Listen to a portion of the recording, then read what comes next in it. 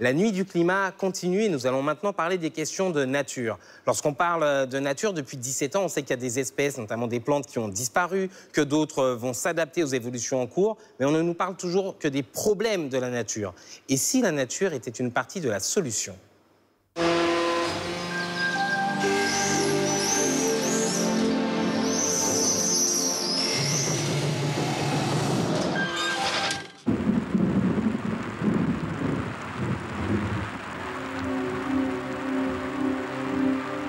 Depuis un siècle, le climat s'échauffe, 1 degré de plus en moyenne. L'augmentation rapide du dioxyde de carbone, le CO2, du méthane et autres gaz libérés par les activités industrielles et les transports s'accumulent au-dessus de nos têtes, retenant les rayonnements du soleil et provoquant le fameux effet de serre. Ce réchauffement va provoquer des accidents climatiques plus ou moins violents, plus ou moins réguliers. Si les plantes peuvent s'adapter à d'autres climats ou à d'autres latitudes, il leur faut du temps pour cela. Les résultats des 4000 chercheurs qui travaillent dans le monde sur l'évolution du climat annoncent 2 degrés de plus avant 2100, échéance que connaîtront les petits-enfants des bébés d'aujourd'hui. Que sauront-ils de la France aux 1000 paysages? L'espace sera-t-il couvert de forêts et de prairies desséchées? On regarde la variation de température à l'échéance d'un doublement de ce gaz carbonique dans l'atmosphère, donc vers 2050-2100 à peu près.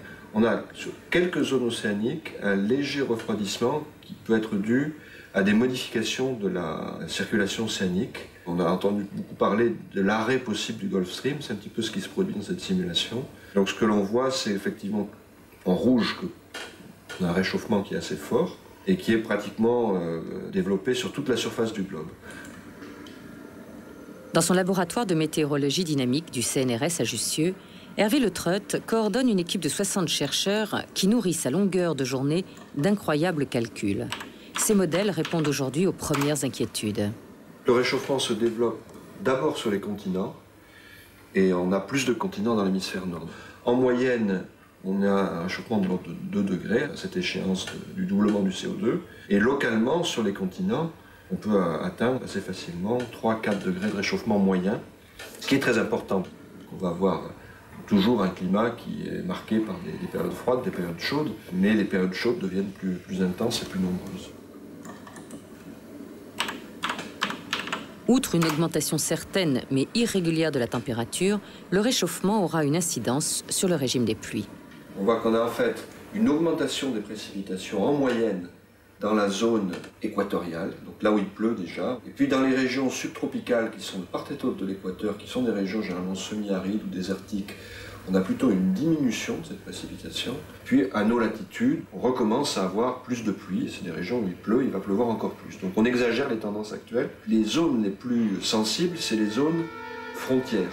Et ça va être très difficile de savoir précisément ce qui peut se passer sur le Niger, le Burkina Faso. De même, toute la zone méditerranéenne, au sud de l'Europe, qui est une zone frontière,